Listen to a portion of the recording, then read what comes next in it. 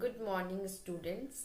आज हम लोग माइक्रो टीचिंग का एक और इम्पॉर्टेंट स्किल सीखेंगे जिसे हम कहते हैं skill of illustration with example.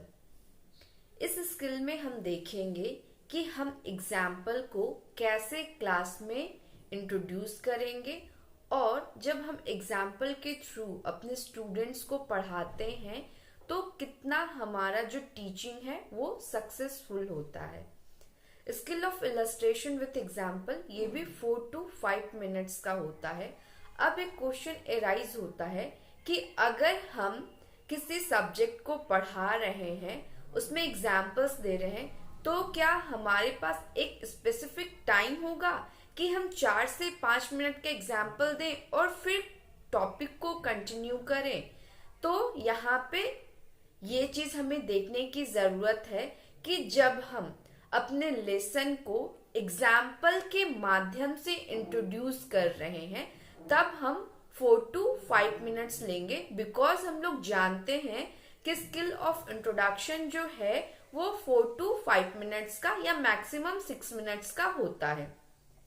But in between अगर हम एक्सप्लेनेशन के दौरान, डिस्कशन के दौरान या किसी और मेथड के दौरान जब हम एग्जाम्पल को यूज करते हैं तो हम अपने हिसाब से, अपने इंटेलिजेंस के हिसाब से हम एग्जाम्पल को दे सकते हैं। लेकिन जब हम ओपनिंग करते हैं, लेसन को इंट्रोड्यूस करते हैं एग्जाम्पल के माध्यम से, तो यहाँ पे हम थोड़ा सा डिफरेंटली एग्जाम्पल्स को यूज करेंगे।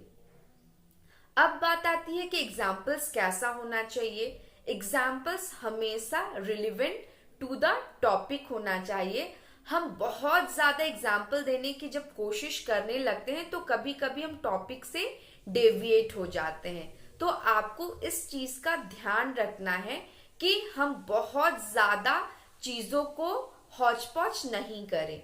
हम टू द टॉपिक एग्जाम्पल्स को दें, जितनी जरूरत है उतनी ही एग्जाम्पल को देने की कोशिश करें। ठीक है। इसके बाद आता है कि एग्जाम्पल को सिस्टमैटिकली रिप्रेजेंट करना है। आपको ये चीज ध्यान में रखना होगा कि एग्जाम्पल को कैसे सिस्टमैटिकली हम लोग इंट्रोड्यूस करें। ठीक है।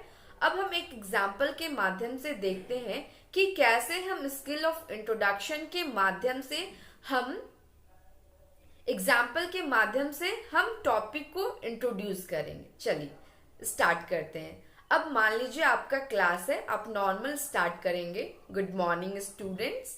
Good morning ma'am.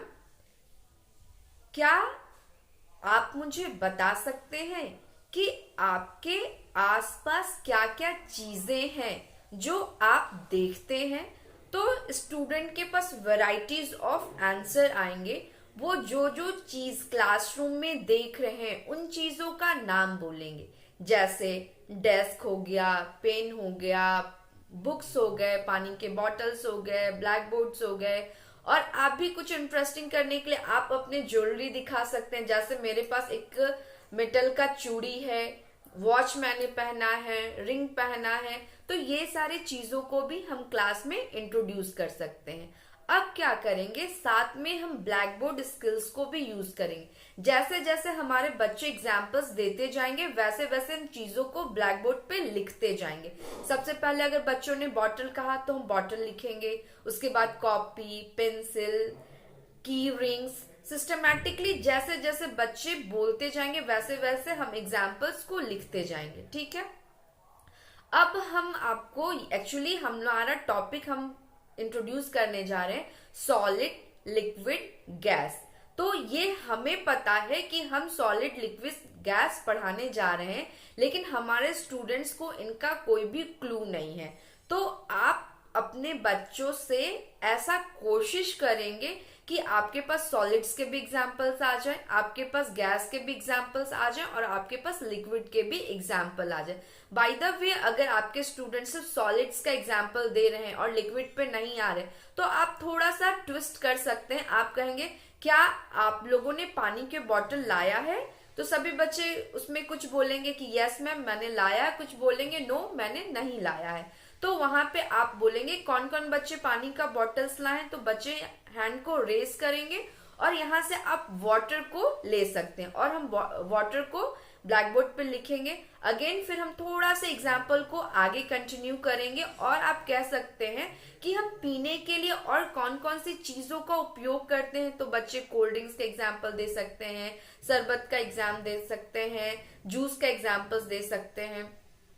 फिर आप और को रिलेट करने की कोशिश करेंगे कि क्या आप और भी ऐसे चीजों को देखते हैं जो थोड़ा सा पानी जैसा मिलता जुलता है, तो बच्चे वेराइटीज ऑफ आंसर्स पे आएंगे। फिर आप बच्चों से थोड़ा सा एग्जाम्पल को कंटिन्यू करके आप बच्चों से तेल का एग्जाम्पल ले सकते हैं, केरोसिन का एग्जाम्पल सकते हैं। तो आपके पास अब लिक्विड्स के भी एग्जाम्पल्स आ गए, सॉलिड के एग्जाम्पल्स बच्चों ने दे रखे थे। अब आते हैं गैस के बारे में। अगर बच्चे बोलते हैं गैस के बारे में नहीं आते हैं, तो आप यहाँ पे बच्चों को बोलेंगे क्या हमारे वातावरण में, क्या हमारे एटमॉस्फेयर में क्या ऐसी चीज है जिसको हम सांस लेते हैं, तो बच्चे बोलेंगे ऑक्सीजन, इट मीन्स ये गैस है। तो एटमॉस्फेयर में जो एयर है वो क्या है, गैसेस का मिक्सचर है, जैसे ऑक्सीजन, नाइट्रोजन, कार्बन डाइऑक्साइड और भी डिफरेंट टाइप ऑफ गैस है, ठीक है। तो अब यहाँ से आप बच्चों से एग्जाम्पल ले लेके धीरे धीरे आप क्या करेंगे, आप ब्लैक बोर्ड पे लिखेंगे। नाउ आपके पास सॉलिड्स, लिक्विड, गैस तीनों के एग्जाम्पल्स हो गए। अब आप क्या करेंगे, ब्लैक बोर्ड में कैटेगराइज कर देंगे कि कौन सा सॉलिड है, कौन सा लिक्विड है और कौन सा गैस है। अब हम डिक्लेरेशन ऑफ द टॉपिक कर सकते हैं कि today we are going to study about these examples, that is solid, liquid, gas, ठोस, द्रव्य और गैस। और आपको क्या करना है, चीजों को बहुत ही सिस्टमैटिक प्रेजेंट करना है, बिकॉज जब हमारे पास वेराइटीज ऑफ एग्जाम्पल्स होते हैं तो कभी कभी क्या होता है, हम एग्जाम्पल्स को मैनेज नहीं कर पाते हैं। तो आपको बहुत सिस्टमैटिकली एग्जाम्पल्स को मैनेज करना है। तो ये हुआ skill of illustration with the example for introduction. लेकिन हम क्या करेंगे, पढ़ाने के दौरान बीच में भी एग्जाम्पल्स दे सकते हैं और उसमें आपका जो एग्जाम्पल्स होगा बहुत ज्यादा एग्जाम्पल्स नहीं होगा, 4 to 5 एग्जाम्पल्स आप लेंगे और अपने टॉपिक को अच्छे से धीरे धीरे कंटिन्यू करेंगे।